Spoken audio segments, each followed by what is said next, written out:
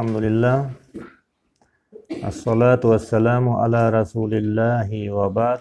Assalamu alaikum wa rahmatullahi wa barakatuh. Бүгін дағы ошол hadis сабақтан biraz четтеп туруп ушул Пайгамбар саллаллаху алейхи вассаламдын өмүр баянына тиешелүү болгон бир маселе жөнүндө бүгүн сүйлөшөбүз силер менен. Бул Исмаил жана Ибрахим алейхиссаламдан калган бир мурас жөнүндө.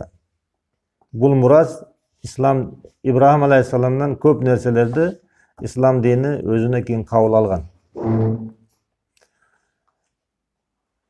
Бул сабакты бүгүн ушул эле сабакты дайындап келгендин себеби, тандаганымдын себеби умрага баруучуларга пайдасы тийсин деп.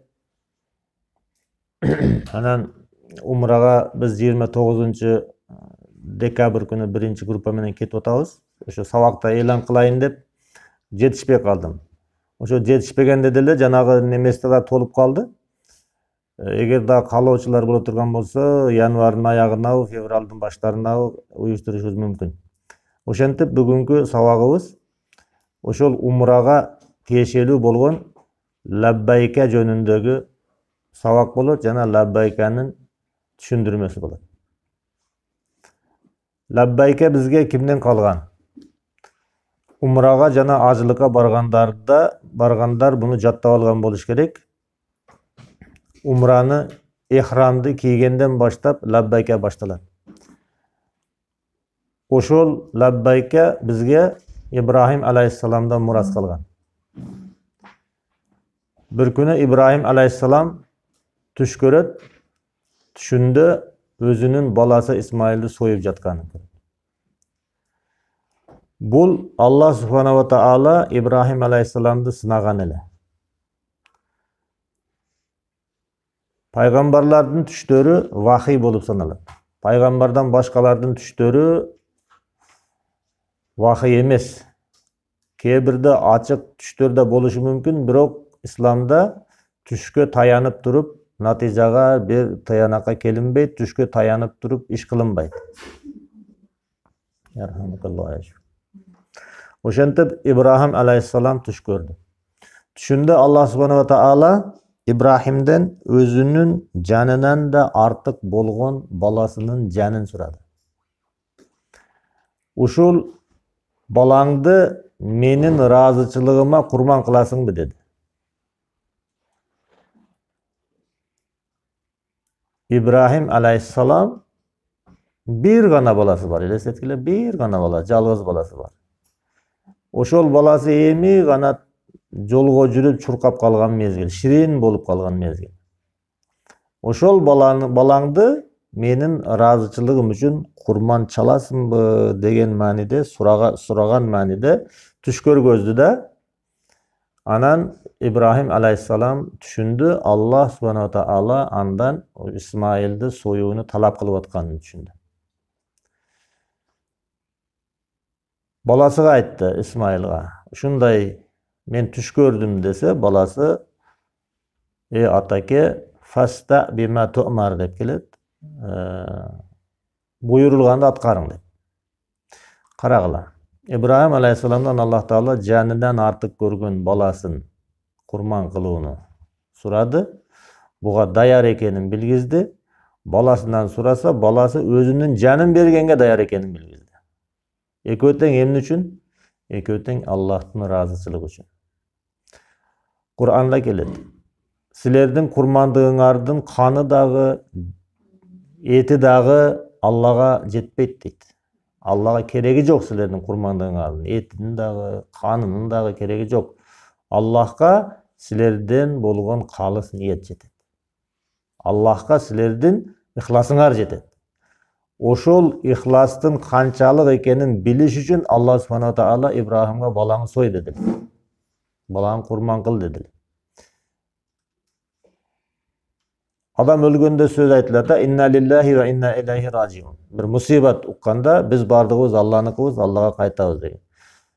Ибрахим алейхиссалам жакшы түшүнөт эле, Özü dagı Allah'nın mülkü, balası dagı Allah'nın mülkü. Allah'nın mülkün Allah suraganda daroo beriş gerek. Mına oşol İbrahim özünün canından da jaşı görgen balasını berdi, İsmail özünün canını berdi. Mına uşul nerse labbayk Allahum degen labbaykanın içine jaygaştırılgan. İbrahim aleyhisselam balаңды maga menin razıçılığım üçün en kımmat bolgan balаңды kurban kıl degende İbrahim aleyhisselam labbayke Allahumma dedi de o Allah makulmun men dayarmın oşonu atkaram degen mani şu labbaykanın manisi şunday. Uşundan biz kanday nerselerdi talim alabız? İslam dini oşol İbrahim aleyhisselamdan beri kele jatkan. Özü İslam dini Adam aleyhisselamdan beri kele jatat. Birok millatu İbrahim deb, oşo İbrahim aleyhisselamdan berkisini ad-dinul hanif deyt, millatu İbrahim deyt. Oşol dindegi, oşol dindin jеңишini, жеңүүгө жетиши, ушул диндин гүлдөшү, аламга таралышы эки нерсеге негизинен байланган да. Биринчиси ихласка байланган, экинчиси курманчылыкка байланган. Ихлас болсо дагы, курманчылык болбосо, бул нерсе болбойт эле, дин жайылбайт эле. Али курманчылык дегенде жана кээ жамааттардын сөзүнө ошол экенде эме кылбагыла. Курманчылык дегени мына Ибрахим алейхиссалам кандай өзүнүн эң асыл баалуу нерсени Аллахтын жолуна берем деди. Сахабалар өзүнүн өмүрлөрүн беришти. Ушул динди жогору кылыш үчүн. Качан үммөт миллату Ибрахим, ислам үммөтү өзүнүн дини үчүн, Аллахтын разычылыгы үчүн өзүнүн кымбат нерселерин бере баштаганда гана, курман кыла баштаганда гана дин өнүгөт. Инфак деген нерсе, дин жолуга бир нерсени инфак кылыш деген нерсе болуп эле келе жатат. Бирок эмне болбой атат? Адамдар ошол динди өзүнө эң сүйүктүү болгон нерсени дин жолуга бербей атат да. Өзүнүн ашкандарын берип атат. Өзүнүн муктаждыгынан ашкандарын берип атат. Өзү жакшы көргөн нерселерден орторагын, кичинерагын, мындайрагын берип атат. Бирок өзүнө эң жаккан нерсени бербей атат элдер. Ошон үчүн ислам дини өнүкпөй турат. Анан ислам дининин өнүгүшү аны ээрчигендердин көп экенине байланыштуу эмес. Мисалы үчүн канча миллиард мусулман бар. Ислам дини өнүгүп атат деген сөз дагы туура эмес. Ислам дининин өнүккөндүгү каяктан билинет?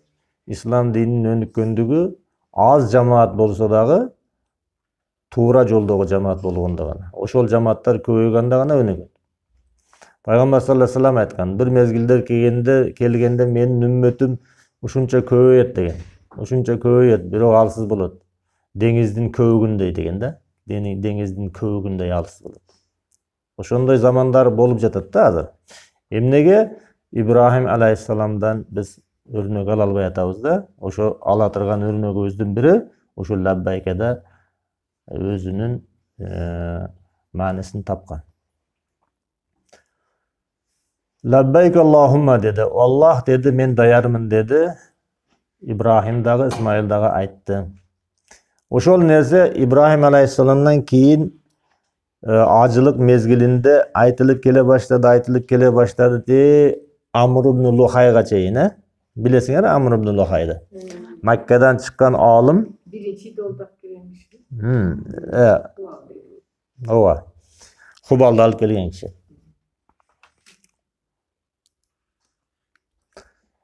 Anan oşonun başta anan başka kudaylar payda boldu Makke'de. Anan her bir uruğunun özünün kudayı payda boldu. Birok labbayke ulana verdi. Acılık, umra Allah'tın üyün eldir toğup kılı ulana verdi. Jana labbayke aytı da ulana verdi. Бирок ар бир уруулар өзүнчө башкача лаббайк айтат эле. Аларды айтканга чейин биз исламда пайгамбар саллаллаху алейхи вассалам кандай лаббайк айтат эле? Labbayk Allahumma labbayk, bul İbrahim Aleyhisselam'dan kalgan da. Labbayk Allahumma labbayk, labbayk la şerike leke labbayk, innel hamda ve ni'mete leke vel mulk la şerike lek deb İbrahim Aleyhisselam aytkan labbayke. Peygamber sallallahu aleyhi ve sellem şunu tasdiqlab bergen.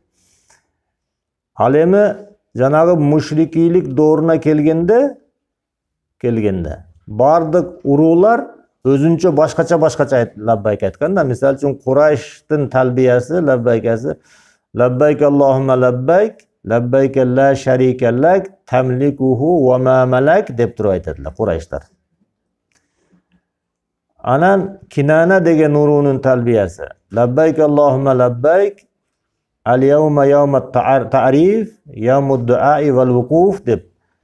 Bugün oşo tanıla turgan gün, bugün oşo dualardın günü, vukuf Arafat'ta tura turgan gün, bul acılıktagı labbayk eken. Oşonday dep aytatlar da. Dagı biz bundan emneni bilebiz. Oşol müşrikler dagı toop kılışkan, müşrikler dagı labbayk aytışkan, müşrikler dagı Allah'a ne kılgan dua kılışkan. Qays Aylan degen urunun labbaykası mınday bolgan. Labbayk Allahumma labbayk, o Allah sağa aytkanыңа men maqulmun, atqaramın. Labbayk entar rahmanu, ana Allah'ın rahman ekenin dagı alar tasdiqlap atышат. Atatka Qaysu Aylani rajiluha vel rukbanu. Atayta Qays Aylanu rajiluha vel rukbanu deydi. Sağa Qays Aylan urusu keldi, jö jalangda jö keldi, jana atjan keldi dep. Şu akındarı жазат eкен, biraz uyqaştırıp жазып atышат da. Birөө жазып берет da bunu, vahiy bolbogondan keyin. Emi Huzayl degen urunun talbiyesi labbayke an Huzayli, Huzayldan labbayke bul. Allah'a Huzayl urusunun жооп bергeni. Qad adlaju bileyli, alar tündösü kelip atышат. Fi ibilin ve hayli, töölөрдү minip, attardı minip kelip atышат dep. Ушундай талбия. Кыскасы, ар бир уруулар башкача талбия айтат эле. İslam келип, алардын бардыгын жокко чыгарып, Пайгамбар саллаллаху алейхи ва салламдын белгилүү сөзү бар. Не деген? Ал жанагы Хаджатул Вадада коштошуу ажылыгында айткан умурул жахилияти tahta kadameyye degen de mavdu degen. Cahiliyenin işleri, ereceleri mına bugün menin butumun astına kömüldü, koyuldu degen. Oşondan keyin oşol cahiliye labbaykalari dagı butunun astına köm koyup turup Peygamber sallallahu aleyhi ve sellem İslami labbaykani İbrahim aleyhisselamdan muras kalgan labbaykani aytты. Al qaysiken labbayk Allahumma labbayk, labbayk la şerike leke labbayk, innel hamda ve ni'mete leke vel mulk la şerike lek. Bunun birinci bölügü labbayk Allahum, o Allah, men labbay dep жооп berem. Jana Özbekler bunu kabul algan go, ey palanca dese labbay dep koyuşat. Tajiklerde var, bul Araplarda var da, Kırgızlarda yok. Kırgızlarda yok. Kırgızlar Arap tilinden azırak kabul alıp koygan da, azırak kabul algan. Türkler dagı labbaydı var. Türkler dagı hem azır buyurunga ötüp ketişti Türkler. Birok eski janagı Türk tillerinde var bu narsa. Oşentip labbay degen sözdü Özbekler, Tajikler kabul alganda. Balanca dese labbay deydi. Labbay degeni oşo men dayarman, ugup atam sizdi, ne deysiz degen söz. Labbayk Allahum umraga acıga bargan adam Allah'a uşunday dua kılat, mındayça aytkanda ant beret de, Allah'ım men senin aytkandarının bardığın ugamın degen söz da. La şerike leke, o Allah senin şerigin yok. Oşol senin şerigin yok ekenine dağı labbay degen söz. Senin şerigin yok ekenine dağı labbay.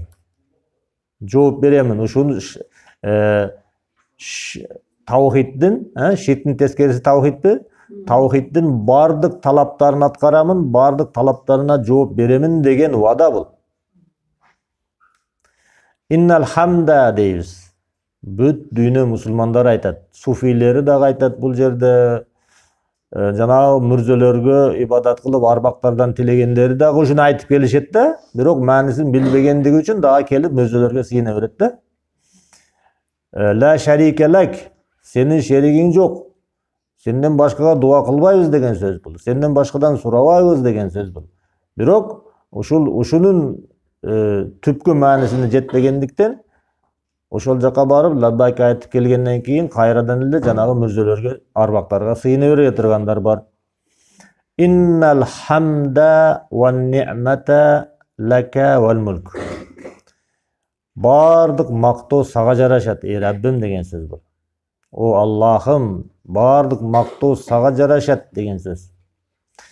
Аллахтан башкага мактоо жарашпайт. Ошондуктан пайгамбар саллаллаху алейхи вассалам инсанияттын эң улугу болушуна карабастан мени ачыкча мактабагыла деген.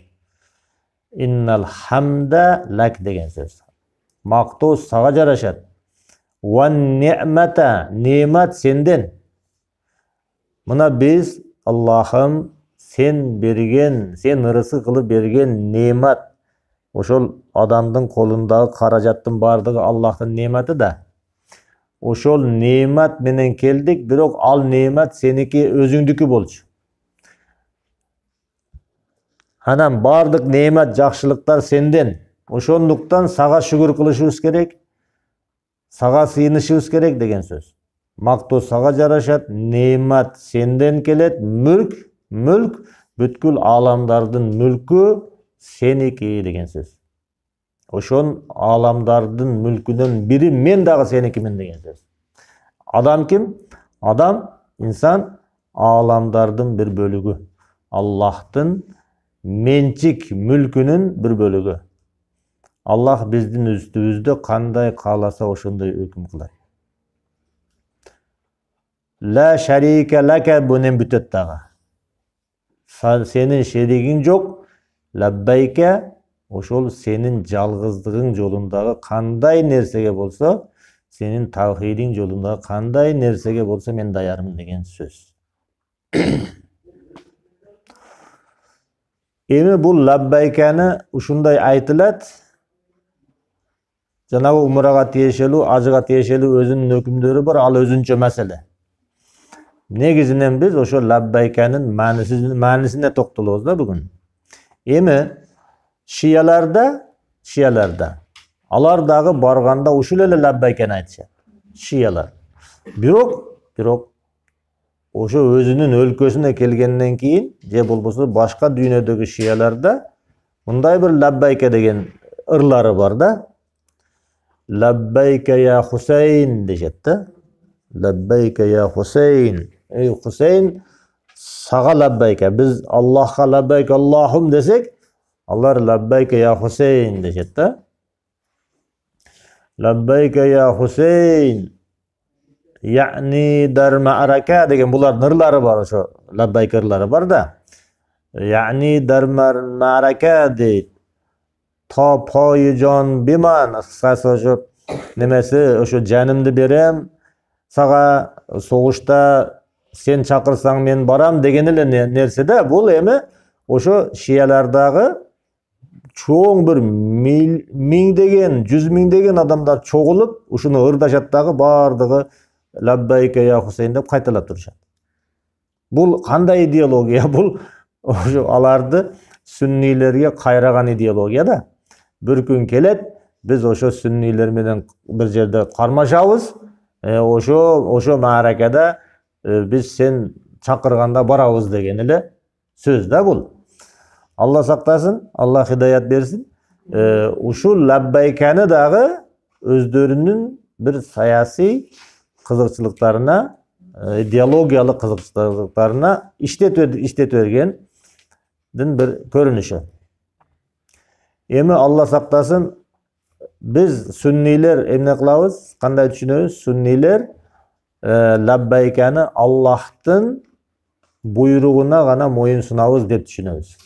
Лаббай Аллах. Labbay, sağa labbay deymiz. Senden başkanın hükümü, başkanın buyruğu emas, senin hükümün birinci planga koyabız degen söz. Emi Arap tilçileri aytat labbay degen söz deyt, bir çakıruvçuga жооп берүү deyt. Çakıruvçunu Araplarda munadi deyt.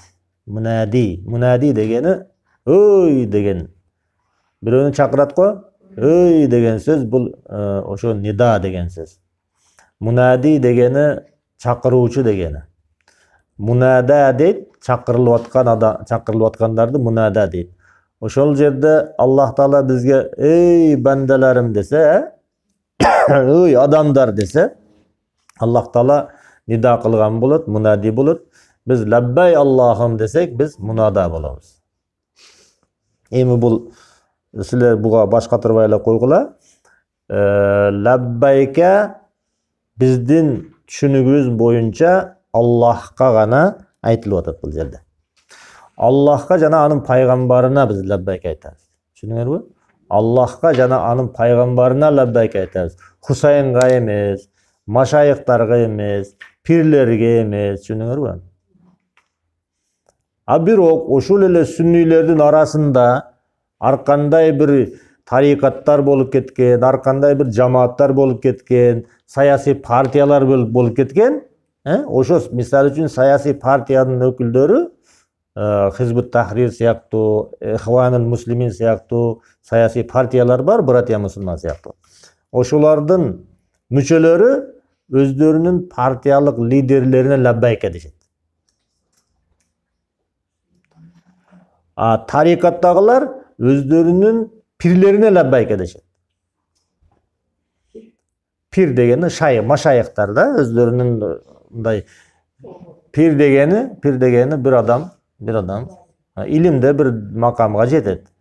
Anan aytışat özlerinin çöyrösünde, oşo sufilerin çöyrösünde bul adam deyt, endi mına darajaga jetti deyt. İlmi halıga jetti, dagı bir darajalары var. Emi bularga deyt, bularga mындай сөздөр var. Kur'an'da ayet var. Ubudullaha hatta ya'tiyekel yaqin degen ayet var. Allah'a sıyıngıla silerge yakın kelgenge çeyin. Yakın kelgenge çeyin. Bul jerdegi yakındı tafsirçiler ölüm dep tafsir kılışkanda. Allah'a sıyıngıla silerge ölüm kelgenge çeyin. Ölgөнгө çeyin sıyıngıla degen sözdü, yakın degen sözdü sufilerin alımları aytat. Yakın degen bul adamdagı bir ahval deyt. Adamga bir yakın degen ahval kelet deyt da, oşunday bir ıyık darajaga bu nurani bolup kalat deyt, al deyt. Oşol yakın ahvalga jetkende aga eme ibadat kılış bolбойт deyt. Al sebebi ibadattın nömesini aldı deyt da. Saga yakın kelgençe deyk ibadat kıl degende uşunday düşündürüşet da özünü elçigenlerge. Mına oşol sufi tarikatlarında uşunday tarikatlar var. Bizdin maşayıgыбыз oşo yakınge jetti. Yakınge jetkenden keyin aga уже мынау namaz, orozo bular farz bolбой калат да. Nege dese bul yakınga jetти. Kur'anda aytып atпайбы sen yakınga jetkenge çeyin ele ibadat kıl dep. Bul yakınga jetip kaldı emi deşet da. Oşonday nemeler var. Andan başka da aga jetpegen tarikatlar var. Oşuların bardığı janagı fanatizm degen nerse var da. Fanatizm. Birөө bir özünün moldosuna alımga fanat bolup kalat. Birөө maşayıkka fanat bolup kalat. Birөө özünün sayasi liderine fanat bolup kalat. Oşulardın bardığı özü fanat bolgon adamga labbayk edecek da. Düşünüңөрбү? Labbayk kimge eken? Allah'a jananın paygambarına eken da labbayk et. Mına oşonduktan Allah subhanahu wa ta'ala aytkan, eğer bir nersede talaşıp kalsaňar, pikiriňer kelişpey kalsa, Kur'an'a daroo paygambarın sünnetine kaytıp turup oşol жерден çeçimiňerdi tap algıla degen. Anan birөө aytsa ele oşonu közdü jumgan boydan, etegin karmagan boydan kete berse, al adaşkan bolsa oşol çuңkurga düşüp ketсе, аны менен кошо düşüp ketet. Oşonduktan Peygamber sallallahu aleyhi ve sellem taraktu fikum amrayni, sizlerge iki nerseni taşlap kettim adaşpayсыңар, Kur'an menen sünnet degen. Kitabullahi ve sünnetün nabiyyi degen. Allah'ın kitabı, peygamberin sünneti degen. Эми ошол Аллахтын китебинен пайгамбардын сүннөтүнө кайрылбастан бирөөнү көздү жумган бойдон адашып кеткендер, эмне десе лаббай дей бере тургандар адашып кетет. Себеби ошол бир адам адашып кетсе адашып кетет да. Мына Амр ибн Лухай, бүт араптарды мушрик кылган бир эле адам, алым. Алым киши болчу да, Амр ибн Лухай алым киши болчу да. Бүт араптарды Ибрахимдин дининен ширки динге алып өтүп кетти да. Алым киши. Эмнеге алып кетти? Элдер ошо Амр ибн Лухайдын айткан деген деп калды. Ошондуктан алымдарга критикалык көз карашта караш керек да. Лаббайке деп албаш керек да, аны ыйык тутуп, ал илимди туура алдагы адашат деш керек да. Мына биздин китептерден каталарды тауып жазып атышат. Алла разы болсун да. Кандай сөз болот? Силерге бир нерсе сабак болобу, китеп болобу? Мына ошонун даремети жеткен үчүн ошол нерселерди көргөзүп атат. Эгер ката болсо айтыш керек. Айтыш керек. Бирөө лекциясында айтып атат да. Алым молдолорду чакырып лекция кылып атат. Молдолорду чакырып. Алар бир жердин имамы, бир жердин башчысы, адамдарга таалим айткан адамдарды чакырып туруп ошолорго айтып атат да. Акыл, рух, дагы эмне дейт? Акыл, рух, нафс бир нерсе деп сабап атат да. Акыл бул жанагы мутакаллимдердин, философтордун сөздөрү да. Акыл, рух, нафс бир нерсе деп атат да. Аны бул жактагы отурганда силердин катарыңарда, силерге ошо отургандар далил сурашпай атат ал жердечи. Кана далил? Куранда айтылынганбы ошол акыл, рух, нафс бир нерсе деп, же хадисте айтылынган деп сурабай атат. Ал өзүнүн даражасы менен айтса, лаббай деп отурушат да. Бирок шарият боюнча андай эмес. Мисал үчүн, ал айтып атат, рух менен акыл бир нерсе деп атат. Нафс да бир нерсе деп атат. Ошол жерде биз мындай эле ойлоп көрсөк, мисалы, рух дегени бул жан деген сөз да. Акыл менен рух бир нерсе деп айтып атат ал кишичи. Эми бир адам жинди болуп калды, акылын жоготту. Акылын жоготту да, жиндиде акыл жок да. Акылын жоготуп койду да бирөө. Бирок жаны ошону таштап кетеби, таштап кетпейби? Таштабайт го. Эгер акыл менен рух бир болсо, акылы жок адамдын руху да жок болуп өлүп калыш керек эле. Ушул сөздү ким айтып атат? Чоң бир алым айтып атат да. Өзүн алым деп тааныштырган киши айтып атат. Биздин алымдарга биздикилер лаббай деп отурушат ошол жердечи. Акыл, рух, нафс бир нерсе деп айтып атат. Нафсти алымдар нафсти акыл менен карама каршы койгон. Мисалы үчүн Али Тантави деген алым айткан. Нафс, мисалы үчүн, эрте менен сен уктаганы жатасың дейт да, намаз маалы болду. Уйкунун эң ширин бөлүгүнө келдиң дейт да. Азанды уктуң же болбосо будильникти уктуң, намаз маалыга сени тургузуп атат. Ошондо акылың айтат сага дейт. Акылың сага айтат дейт. Тур деп айтат дейт. Нафсиң болсо, жат бир аз уктап ал деп айтат дейт да. Бир аз уктап ал. 10 мүнөттөн кийин, 15 мүнөттөн кийин. Ал күндүн батышына дагы 5 мүнөт, 10 мүнөт калды. Ошого чейин жатып ал деп нафсиң айтат дейт. Карагыла. Акыл менен нафс дейт, бири-бирине карама каршы тарапта тура турган нерсе дейт. Нафс адамды алдейлейт да, алдей. Немеге чакырат да, мындай нафсини мындай бир жыргалчылыктарга чакырат. Акыл болсо, ага тескери иштейт. Карагыла, канчалык бүт молдолорду залалат дейбиз эми мунучу адашуучулукка алып барып таштап атат бирөө келип, молдолор унчукпай угуп атат да муну.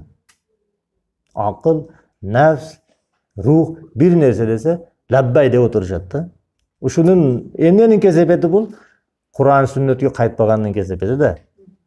Бирөө далил сураш керек эле, кана ушул үчөөнүн бир экенине аят айтты, Алла айттыбы, же пайгамбарыбыз айттыбы? Аны кайсыдыр бир философ жазып койгон да китебине. Ошону акыйкат кылып айтса, биздикилер кабыл алып атат. Ошон үчүн биздин өзгөчөлүгүбүз, ахли сүннанын өзгөчөлүгү эмнеде? Ахли сүннанын өзгөчөлүгү Кур'ан сүннөтөн далил сураганында турат. Да Кур'ан сүннөтөн далил сураса адашпайт. Лаббайканы биз Аллага айтышыбыз керек, Алланын пайгамбарына айтышыбыз керек, машайыктарга, алымдарга, саясий лидерлерге айтпашыбыз керек. Түшүнүңөрбү? Кайсы өкүмдү, кайсы буйрукту, кайсы чындыкты кимиси айтса дагы аятка, хадиске кайтып туруп, ошонун далилиң бары деп сураш керек. Айта турган болсо, анан кабыл алыш керек. Себеби биздин колубузда бардыгы бар дагы. Эми биз Аллах субханаху ва таалага лаббайка деп айтканыбызда, айтышыбыз үчүн Аллахтын эмне дегенин билишибиз керек да. Аллах Таала Куранда я айюханнас, эй адамдар, я айюхаллазина аману, эй иман келтиргендер деп бизге көп кайрылган да. Ошол кайрылууларынан бир канчасына токтолуп кетебиз. Биринчиси Бакара сүрөсүнүн 153-аятында Аллах Таала мындай деп бизге кайрылган. Я айюхаллазина аману истаину бис-сабри вас-салати инналлаха ма'ас-сабирин. О имандуулар деди Аллах Таала. Биз лаббай Аллахумма дешибиз керек да ушул жерде. Я айюхаллазина аману деди. О имандуулар деди. Биз эмне десек? Лаббайк Аллахумма. О Аллахым, угутабыз сени. Эмне буйругуң бар десе, Аллах Таала айтты: Истаину бис-сабри вас-салати. Силер сабыр менен, сабырдан жардам сурагыла, сабыр менен, намаз менен өзүңөрдү эме кылгыла, жардам сурагыла деп сабырга, биздин намазга буйруп атат. Ошондо биз лаббай деп ушул экөө нерсени бекем кармаш керек. Инналлаха ма'ас-сабирин. Аллах Таала сабырлуулар менен бирге десе, биз эмне кылышыбыз керек? Көп нерселерге сабыр кылышыбыз керек. Кыскача өтүп кете беребиз. Дагы бир жерде Аллах субханаху таала Бакара сүрөсүнүн 208-аятында айтып атат: Я айюхаллазина аману. О имандуулар деди. Биз лаббайк Аллахум дейбиз ошондо. Эмне дейсиң Аллахым? Сени угуп атабыз, даярбыз дегенде Аллах Таала удхулу фис-силми кафатан деп буйрду. Исламга толук киргиле деди. Вала таттабиу хутуватиш-шаятин. Шайтандардын изинен ээрчибегиле деди. Иннаху лакум адувун мубин. Шайтан силерге анык душман деди. Ушуга биз лаббай Аллахумма деп жооп берип, исламга толук киришибиз керек. Удхулу фис-силми кафатан. Бул Аллахтын бизге нида кылганы да, Аллахтын бизге ой имандуулар деп. Эгер иманыңар чын болсо деди, исламга толук киргиле деди. Жарымын жасап, жарымын кылбай койбогула деди. Аллах бул менен анын элчиси силерди бир нерсеге буйрган болсо, бул нерсенин азыр жасаганга бизде азыр шарт эмес. Биздин акыбалыбызга туура келбейт. Аллах буйрган болсо дагы, пайгамбар буйрган болсо дагы бул арабтарга туура келет. Бизге туура келбейт. Биздин акыбалыбыз башка. Же болбосо азыркы тапта биздин акыбалыбызда бул нерсени жасасак, биз элге жаман көрүнүп калабыз деп Аллахтын айткандарын өзүңөрчө эле бир нерсе кыла бербегиле деген сөз бул. Исламга кирсеңер толук киргиле. Бардык айткандарын айткандай жасагыла. Кайтаргандарын кайтаргандай кайткыла. Эч кандай шылтоо айтпагыла. Ошондо силер имандуу болосуңар деген сөз Аллах Таала. Иманыңар толук болот деген сөз. Иман толук болушу мүмкүн, аз болушу мүмкүн, жок болушу мүмкүн. Иманыбыз качан толук болот?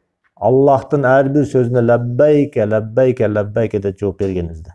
Исламга толук киргиле дедиби? лаббайк Аллахум деп толық киришибиз керек. Толық кириш кандай? Куранда эмнени айтты, буйурду, аткарыш керек. Эмнеден кайтарды, кайтыш керек. Пайгамбар саллаллаху алейхи вассалам эмнеден буйурду, аткарыш керек. Эмнеден кайтарды, кайтыш керек. Бул пайгамбар айтты, бул сүннөттө деп жасабай койбош керек, аны жасаш керек. Себеби пайгамбардын айтканы дагы вахий.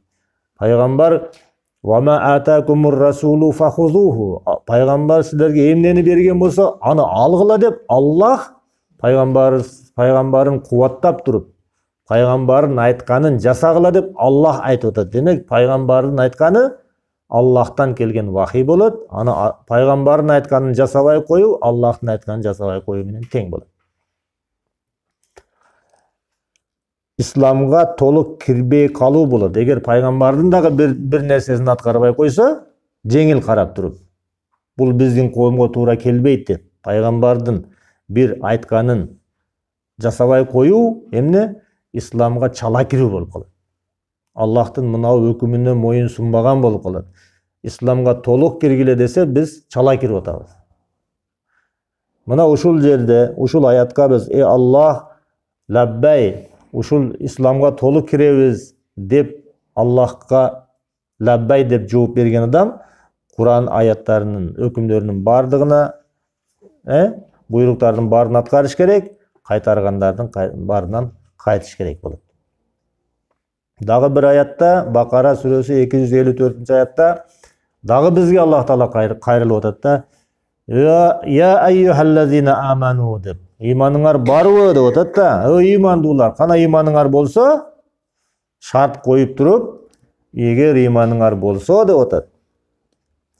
Анфику мимма разакнакум мин кабли ан я'тия яумун ла бай'ун фихи ва ла халлатун ва ла шафаатун вал кафируна хумуз залимун.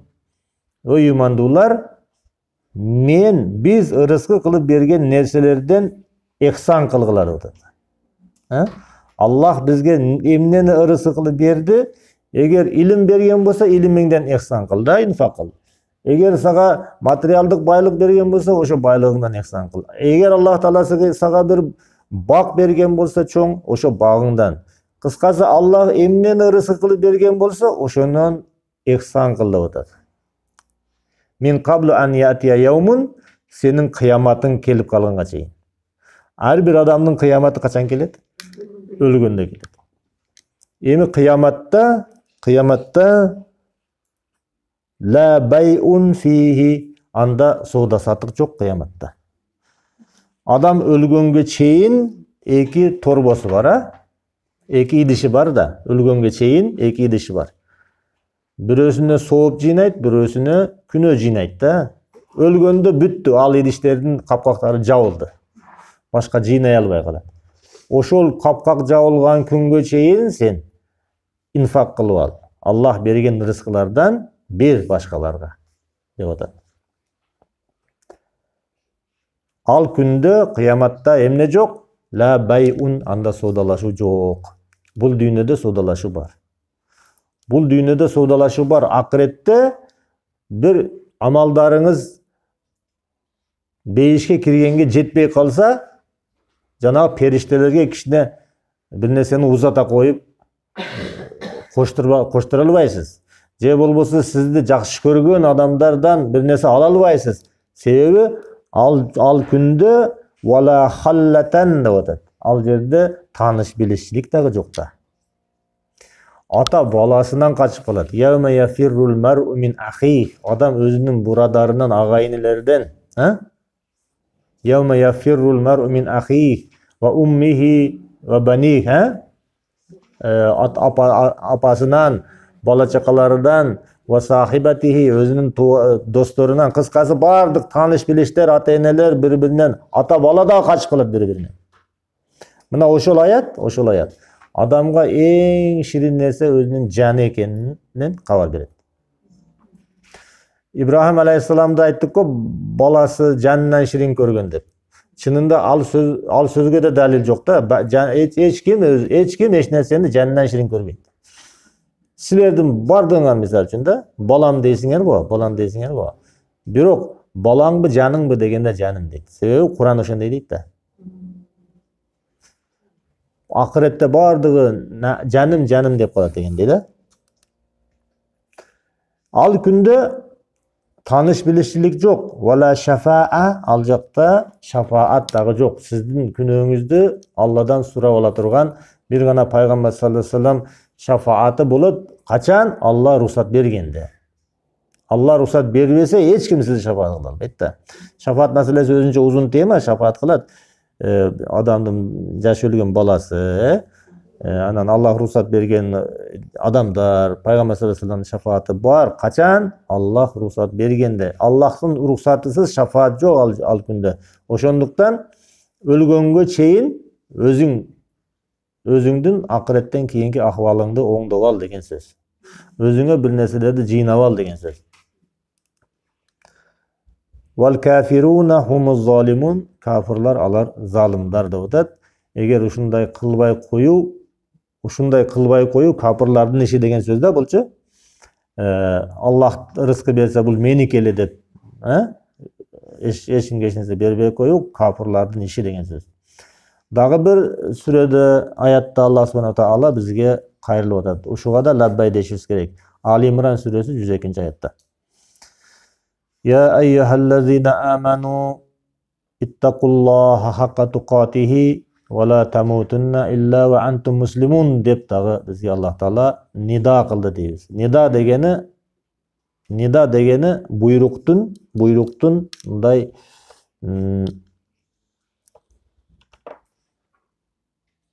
басым жасалган немеси да. Ударениени эмне дейбиз кыргызчада? Басым. Дагы эмне дейбиз? Дагы бир сөзү бар го, ударениени. Дагы бир нерсе бар го, бир сөз бар, жакшы сөз бар. Ошо келбей атат. Барбы тилчилер араңарда? Ударениени эмне дейт тилде?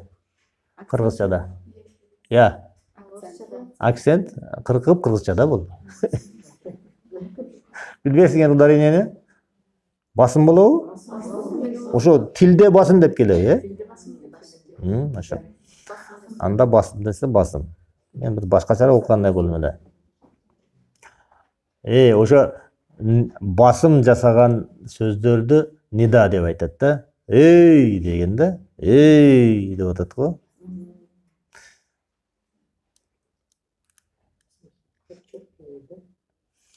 Эй имандуулар деп атат Аллах таала.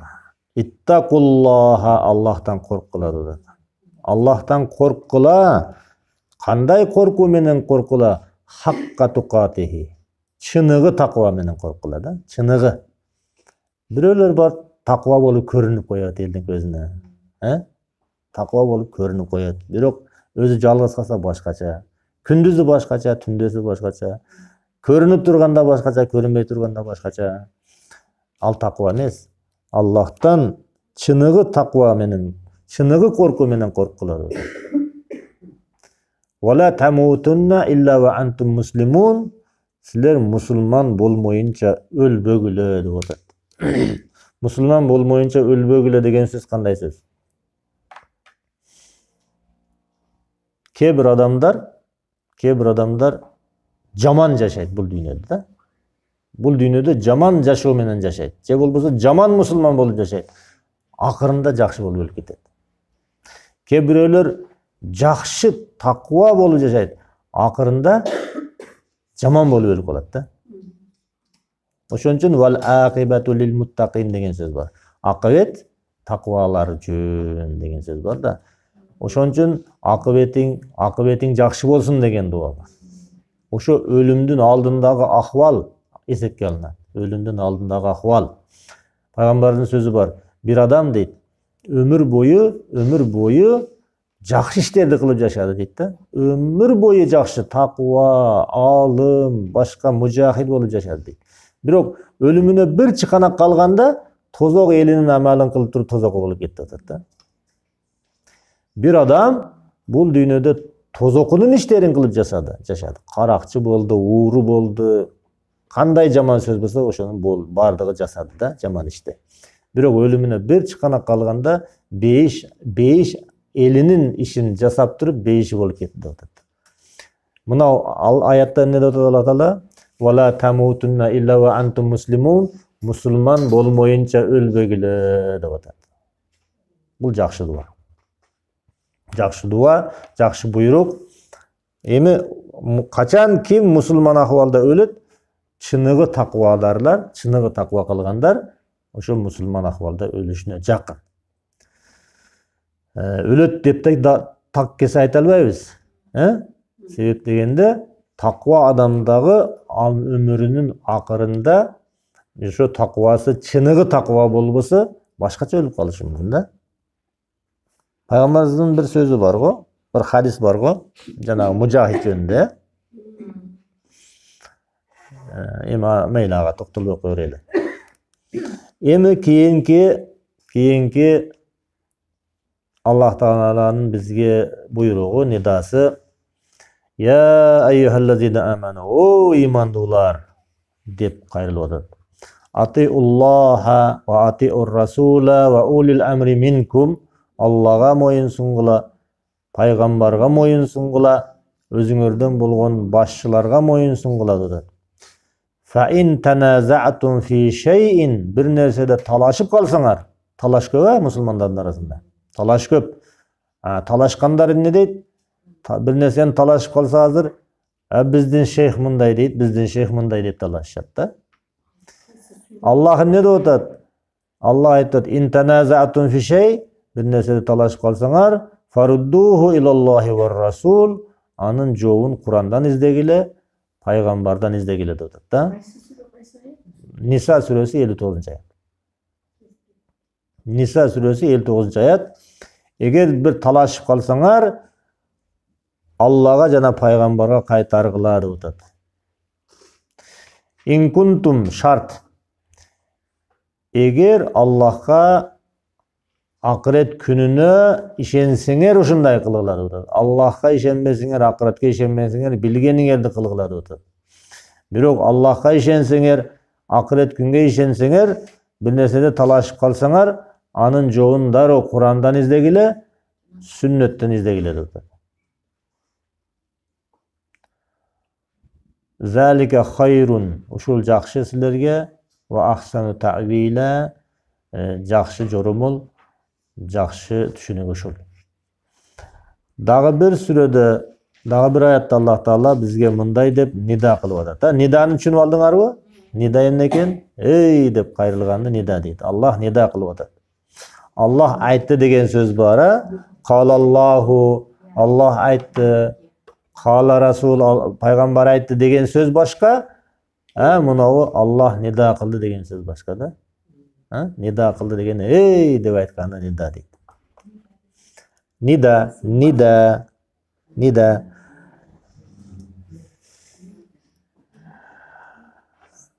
Nisa suresinde 144. ayatta bizge Allah Taala dağı mınday dep nida kılıp atat. Biz uşuga da labbay deşibiz kerek da. Ya eyyuhallazina amanu, o imandular, la tattakhizul kafirina awliya min dunil mu'minin. İmandular bu jakta kalıp ketip kapırlardı dost tutup albagıla dep atat. İmandular bu jakta kalıp ketip kapırlardı dost kılıp albagıla dep atat. Aturiduna an taj'alu lillahi aleykum sultanan. Özüňörge karşı Allah'ta dalil bolup kalışın kalaysıňar deyip atat. Muna ol jerde Kur'an'da imandular biri menen dost deyt. İnnemel mu'minuna ihwatun deyt. İmandular biri-birine agayını deyt. Sen biröge jamandyk kalaşyň üçin, sen biröge bir düşmançılık kılışın üçin al saga düşman boluş kerek da. Birok saga düşman emes bolsa, imanduu gana bolsa, aga jamandyk kalууга, aga jaman süylөгөнгө, аны gıybat kılganga akın jok. Anan imanduunu jaman görüp, kafirdi jakşı görgenge akın jok deyip Allah Taala. İmanduunu koyup kafirdi jakşı görüp albagıla, kafirdi sүйüp albagıla deyip atat da. Azı mınday karasak jaşoodо ошондой da. Kafirdi süybese dagы kafir үйrөткөн нерсени сүйөт да. Kafirдин маданиятын сүйөт, kafirдин кийимини сүйөт да. Бул дагы ушул аятка түшө турган нерсе да. Имандуунун өзүнүн маданияты бар, туурабы? Имандуунун маданияты бар. Мусулмандын маданияты бар. Аллахтын буйрган маданияты бар. Пайгамбар саллаллаху алейхи вассаламдын буйрган маданияты бар да.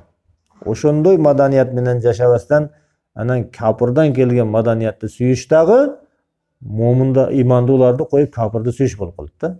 Себеби сиз бир адамды сүйсөңүз, ошол адамдан чыккан сөздү дагы сүйөсүз, ошол адамдын кылыгын, жоругун да сүйөсүз да. Капырды сүймөйүнчө адам, капырды сүймөйүнчө капырдын маданиятын сүйбөйт. Башта капырды сүйөт, анан анын маданиятын сүйөт. Ушул жорук Аллах Тааланын мынау бизге кайрылганына биз лаббай дебей атабыз да, ошондочу. Ушуга лаббай дешибиз керек. Имандуулар деп атат Аллах Таала. Капыр имандуулар бул жакта калып кетип, капырларды дос кылып алып агыла деп атат. Эгер ошондой кылсаңар, Аллахтын колунда далил болуп калат силерди азаптаганга. Аллахка далил болуп, периштелер жазат да. Анан аркы дүйнөгө барганда анан актанат беркичи. Арким актанат. Аллахтын алдында суракка барганда, Аллах Таала таш сүйрөгүлө мынаны тозокко десе, актанат. Бир адамдарчы.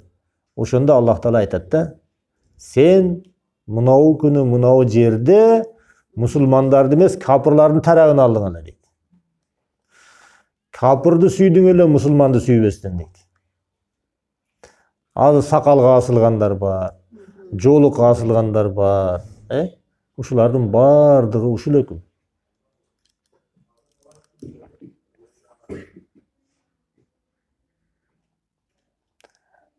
Аллах сактасын, ошондой күнгө, ошондой Аллах Таала бизге каршы өзүбүздүн ишибизди далил кылыштан Аллах сактасын да. Дагы бир жерде Аллах Таала бул Маида сүрөсү 8-аят экен. Аллах Таала дагы нида кылып атат. Я айюхаллазина аману, о имандуулар деп атат. Куну каввамина лиллахи шухадаан бил кысти ولا يجرمنكم شنآن قوم ألا ألا تعدلوا اعدلوا هو أقرب للتقوى واتقوا الله إن الله خبير بما تعملون деп атат. Силер адилеттүү болгула дейт. Аллах үчүн туура турган акыбалда адилеттүү кишилерден болгула дейт. Адилет менен күбөлүк бергиле дейт. Бир коомду жаман көрүшүңөр, ошолорго карата силерди адилетсиз болууга мажбурлап койбосун деп атат. Ал коом капыр болсо дагы, мейли ким болсо дагы, адилет ушундай нерсе. Адилет момун капыр деп бөлбөйт. Түшүнүңөрбү? Адилет момун капыр деп бөлбөйт. Канча мисалдар бар ислам тарыхында. Яхуди менен мусулман соттун казынын алдына келгенде карап туруп, Яхудидин капырдын пайдасына чечип койгон убакыттар болгон. Ошондуктан мына Аллах Таала анан талап кылат, силер адил болгула, бир коомду жаман көргөнүңөр, ошо коомго адилетсиз мамиле кылып коюшка силерди мажбурлап койбосун деп атат да. Адилеттүү болгула, адилет таквага жакын нерсе. Адилет таквага жакын нерсе.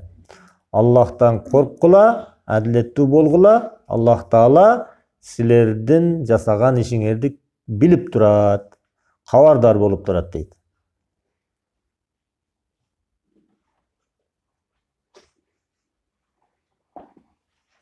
Дагы бир жерде Аллах Таала бизге нида кылып атат. Эмне экен нида? Басым менен кайрылып атат,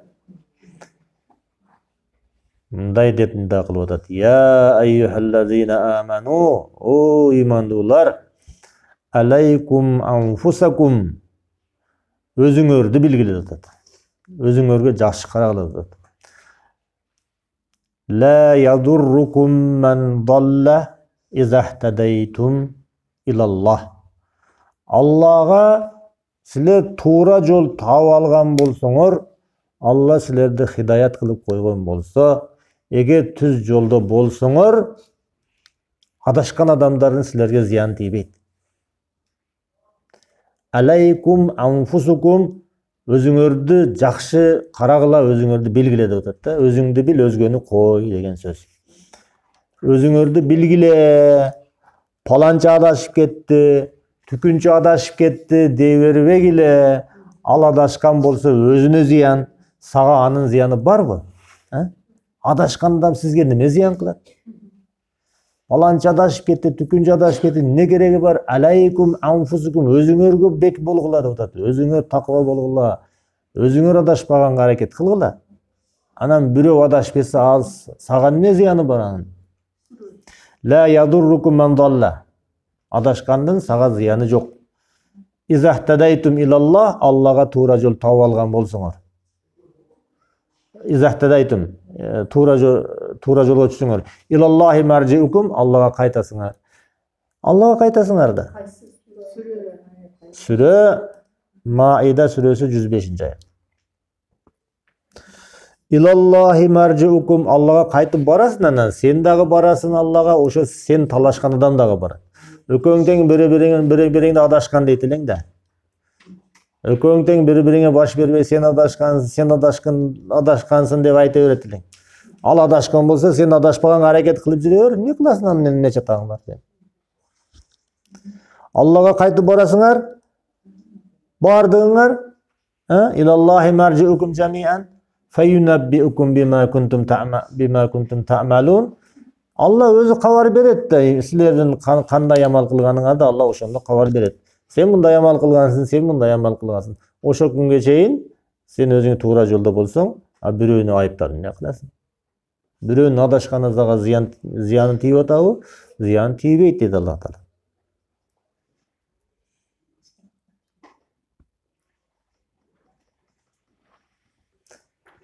Дагы бир жерде Аллах Таала айтат, Тауба сүрөсү 19-чу аят. Тауба 19.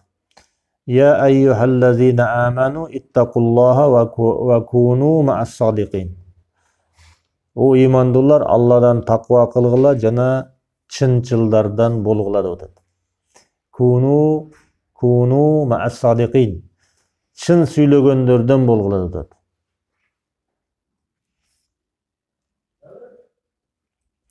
Дагы бир сүрөдө, дагы бир кайрылууда Аллах Таала кайрылып атат. Мухаммад сүрөсү 7-нчи аятта. Я айюхаллазина аману ин тансуруллаха янсуркум ва юсаббит акдамакум. О имандуулар деп атат, биз лаббайк Аллахум дейбиз, о Аллах, эмне дейсиң, кана айт, биз даярбыз аткарганга дейбиз. Ошондо Аллах Таала эмне деп атат? Ин тансуруллаха янсуркум. Эгер Аллахтын динине жардам берсеңер, Аллах силерге жардам берет. Мухаммад 7. Эгер Аллахтын динине жардам берсеңер, Аллах дагы силерге жардам берет. Ва юсаббит акдамакум, кадамыңарды бекем кылат деп атат. Аллах өзүнүн динине дагы, өзүнүн пендесине дагы жардам берет. Бул аксиома, далил талап кылбай турган сөз. Бирок шарты бар. Аллах сизге жардам бериш үчүн башта сиз Аллахтын динине жардам беришиңиз керек. Колуңуздан келгенче. Ин тансуруллаха, эгер Аллахтын динине жардам берсеңер, янсуркум, Аллах силерге жардам берет. Ва юсаббит акдамакум, сиздин кадамыңызды, ошо чындыктын койгон кадамыңызды бекем кылат, тайып кетпей турган кылат.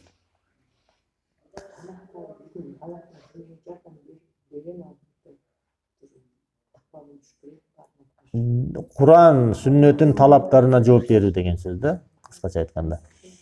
Дагы бир жерде Аллах Таала бизге нида кылып айтат: "Я айюхаллазина аману атиуллаха ва атиур расула". Аллахка моюн сунгула, Аллахтын пайгамбарына моюн сунгула, Аллахтын динине жардам бер деген ушул. Деңизби? Аллахка моюн сунгула, Аллахтын пайгамбарына моюн сунгула, вала тубтилу амалакум, амалыңарды жокко чыгарып албагыла деп. Аллах бир нерсени айтты, Аллах бир нерсени айтты. Нида кылып айттыбы, нида кылбай айттыбы, айтты. Буйурду да. Өзү Куранда түздөн түз буйурдубу, пайгамбар аркылуу буйурдубу? Куранда айттыбы, же пайгамбардын тили менен айттыбы? Айтты да. Буйурду да бир нерсени. Же бир нерседен Аллах Таала кайтарды бизди. Ошондо эмне кылыш керек? Лаббайк Аллахумма деш керек да. Аллахум лаббай деп туруп, ошо нерсени аткара башташ керек. Эч нерсени шылтоо кылбастан. Эч нерсени шылтоо кылбастан аткара башташ керек. Эгер шылтоо кылып аткарбай койсо эмне болот? Аткарбай койсо мына эки кулагыңар менен угуп алгыла. Вала тубтилу амалакум, амалыңар жокко чыгып кетпесин деп. Бир өкүм келди, ал өкүмдү аткарбай койсоңуз, ушул жагындагы аткарган иштериңиздин бардыгы эмне болот? Жокко чыгып кетет. Эгер атайлап аткарбай койсоңуз, билбестиктен эмес, билбестиктен боло берет бул нерсечи. Жок, атайлап Аллах айтып атканын анык билип туруп, Аллах ушуну айтып атат. Пайгамбар айтып атат.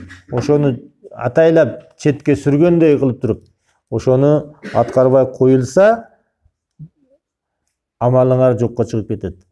Ошондуктан амалыңар жокко чыгып кетпеш үчүн Аллага, пайгамбарга моюн сунгула дейт. Мухаммад 33. Ла тубтилу амалакум, амалыңар жокко чыгып кетпесин. Амалыңарды өзүңөр жокко чыгарып албагыла дейт да. Өзүңүзгө таштап атат дагы. Дагы бир жерде Аллах Таала бизге нида кылып атат. Хужурат сүрөсү 1 бул. Хужурат сүрөсү 1. Я айюхаллазина аману, о иман келтиргендер. Лаббайк Аллахумма деп угайлычын не дейткен? Ла туқаддиму байна ядай Аллахи ва расулихи, Аллах менен анын элчисинин алдында оозунуп сүйлөбөгүлө, оозунуп бир ишти жасабагыла деп. Ваттакуллаха инналлаха самиун алим, Аллахтан коркула, Аллах бардык нерсени угуп турат, Аллах бардык нерсени билип турат. Ошондуктан Аллахтын алдында, пайгамбардын алдында оозунуп сүйлөбөгүлө, оозунуп бир ишти жасабагыла деп. Ошондуктан ар кандай маселе болсо дагы адам өзүнүн пикирин айтардан мурун Аллаху ва расулуху алам, Аллах жана анын элчиси билүүчү деш керек. Өзүнүн пикирин бир Аллахтын сөзүнө таянбастан пикир айткандан абайлаш керек. Пайгамбардын сөзүнө таянбастан пикир айткандан абайлаш керек. Азыр карасаңыз, бардык адамдар шарият айтып атат, өзүнүн пикири менен айтып атат да. Менимче мындай. Мен мындай ойлоймун дейт да. Ошол эмне? Аллах менен анын пайгамбарынан оозунуп сүйлөгөн ошол болот. Ла туқаддимуллаха ва расула. Аллах менен анын пайгамбарынан оозунуп сүйлөбөгүлө.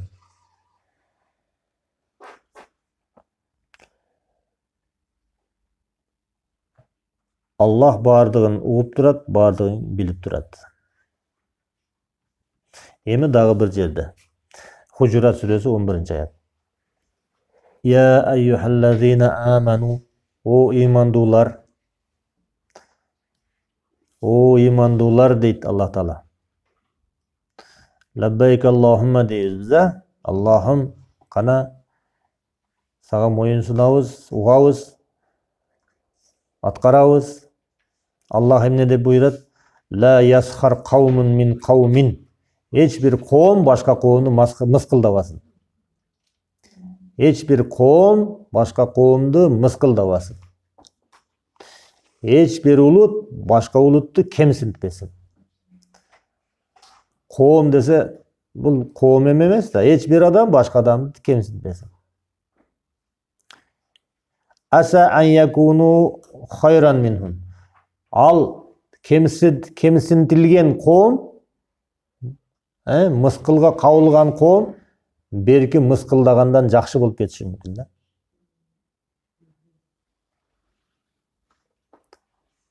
Wala nisa'an min nisa'in. Hiçbir ayal buna. Hiçbir ayal başka ayaldı mıskıldabasın. La tashar. Mıskıldabasın. Emnege asa an yakunna hayran minhunna, alardan bul жақсы болып кетиши мүмкүн. Wala talmizu anfusakum. Bir-biriңерди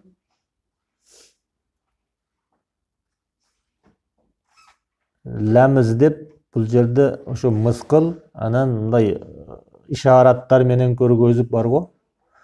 Вайлун ликулли хумазатин лумаза дейт го, ошо ламиз деген ошол.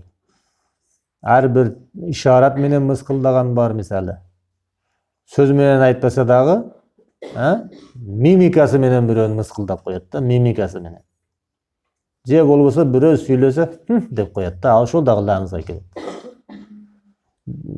Мурдун чүйрүп коет дейбит, эмне дейт, лебин түйрүп коет, ошол бардыгы ламиз болот. Ошондой кылбагыла деп атат. Wala talmizu anfusakum. Өзүңөр мыскылдабагыла. Wala tanabazu bil alqab. Бири-бириңерге лакаптарды жармаштырбагыла. Паланча кыйшык, паланча сөйрүк, же болбосо паланчалар, түкүнчөлөр дейт го. Андай лакабаттар менен бири-бириңерди атабагыла. Би'сал исмул фусуqu ba'dal iman. İmandan keyin андай fasık аталып калыш кандай жаман. Ушул силерди ey момун деп атаган жакшы да, ey момун мусулман деп атаган жакшы да. Биз момун мусулман деп аталабыз да. Эгер мынау айтылгандарды аткарбай башка бирөөнү мыскылдап койсок, башка бирөөнү мындай мимика менен мыскылдап койсок, ошондо эмне болуп калат экен? Ал фасыклык болуп калат экен. Фасык. İmandan keyin силер фасык аталып калыш кандай жаман. Эми бунда тооба кылыш керек. Бирөөнү мыскылдап койдуңуз, бирөөнү жамандап койдуңуз, чүйрүп койдуңуз мурдуңузду. Ошолордун бардыгында эмне кылыш керек? Тооба кылыш керек. Man lam yatub, kim tövbe kılmasa fe ulaika humuz zalimun, alar özüne zalim kılgan adamlar, özüne zulüm kılgan adamlar. Degele bardık günöөлünü jasagan adamlardı Allah Taala özüne zulüm kılgan adam deydi. Emnege oşol günöөлөр жыйналып акырette эмне болот? Аны тозокко тартып кетет да. Tozokka tartıp кетет. Анын тозокко түшүп кетишине ким себепчи? Өзү да. Аллах Таала адилеттүү. Аллах эч кимди кылбаган нерсесин кылдың деп тозокко таштабайт да. Эми тозокко өзүн өзү жетектедиби? Өзүнө өзү зулум кылды да. Силер өзүңөр алар залымдар дейт, өзүнө зулум кылуучулар дейт, тооба кылбаса дейт.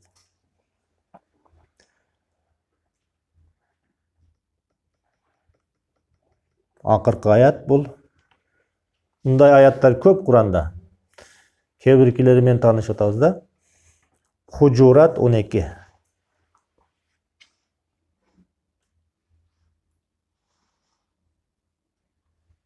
Бул дагы бизге аябай эки кулагыбыз менен угуп туруп, анан пактатыгып ала турган сөз экен. Чыгып кетпеш үчүн. Я айюхаллазина аману. O imandular, icdanibu kasiran minaz-zann, күмөндүн көп күмөндөрдөн сактангыла же болбосо көп күмөн кылып жүрүштөн сактангыла деп атат да. Күмөн деген эмне? Ооба, ал сөздүктө ошондой. Бирок күмөн деген эмне бул? Күмөн деген анык далили жок болгон нерсе. Көзүңүз менен көрбөгөн нерсе, кулагыңыз менен укпаган нерсе, паланча айтты го, түкүнчө айтты го. Далилин билбеген нерсе. Булардын бардыгы эмне болот? Күмөн болот. Ошондой күмөндөрдөн сактангыла деп атат. Ижтанибу касиран миназ-занни, инна ба'даз-занни исм. Ошо кээ бир күмөндөр күнөө болот. Биз күмөнсүз жашай албайбыз го азыр. Күмөнсүз жашай албайбыз. Күмөн санап. Ошол күмөн сананда кээ бир күмөн санаалар күнөө болуп жазылып атат да. Өзүбүз жанагы билбеген акыбалда күнөө идишибизди толтуруп атабыз да.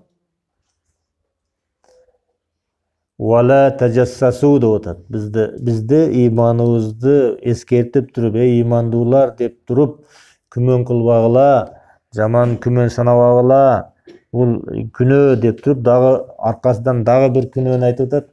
Вала тажассасу, бири-бириңерге тыңчылык кылбагыла. Вала тажассасу, бири-бириңерге тыңчылык кылбагыла. Вала ягтаб ба'дукум ба'да, бири-бириңерди кыйбат кылбагыла деп атат. Эми кыйбат деген биз жеген наныбыз, ичкен чайыбыз туурабы? Кыйбат деген нерсе азыркы мусулмандардын жеген наны, жеген ичкени ошондой да. Жеген ичкендей эле нерсе. Кыйбат эмне десе, жок адамды сүйлөш, Жок адамды ошол адам жаман көргөн сыпат менен аташ. Бул жерде бирөө жок, паланча деп сүйлөп атабыз да. Аны сүйлөп атабыз, ошол адам ошол сөздү укса, наразы боло турган болсо, ошо кыйбат болот. Бири-бириңерге кыйбат кылбагыла бири-бириңерди. Айюхиббу ахадукум ан яакула лахма ахи, силерден бириңер өзүнүн бурадарын этин жегенди каалайбы дейт, Факарихтумух, муну жаман көрөсүңөр го. Ваттакуллаха, Аллахтан таква кылгыла, инналлаха таввабур рахим. Аллах Таала тообаларды кабыл алат. Мына ушунча нерсени Аллах субханаху ва таала бизге я айюхаллазина аману, эй имандуулар деп эскертти, буйурду, кайтарды көп нерселерден. Ошонун бардыгына биз эмне дешибиз керек? Лаббайка деп жооп беришибиз керек. Ошону аткарышыбыз керек. Ибрахим алейхиссалам кандай аткарган болсо, Исмаил алейхиссалам кандай аткарган болсо, пайгамбарыбыз Мухаммад саллаллаху алейхи вассалам кандай аткарган болсо, биз дагы ошондой аткарышыбыз керек. Ошондо биз Аллахтын имандуу пенделери боло алабыз. Аллах Таала бардыгыбызды ошондой Аллахтын ар бир сөздөрүнө лаббайка деп жооп бере турган пенделерден кылсын. Wa sallallahu ta'ala alayhi wa ala alihi wa sahbihi ajma'in. Akhir da'wana anil hamdulillahi rabbil alamin. Assalamu alaikum wa rahmatullahi wa barakatuh.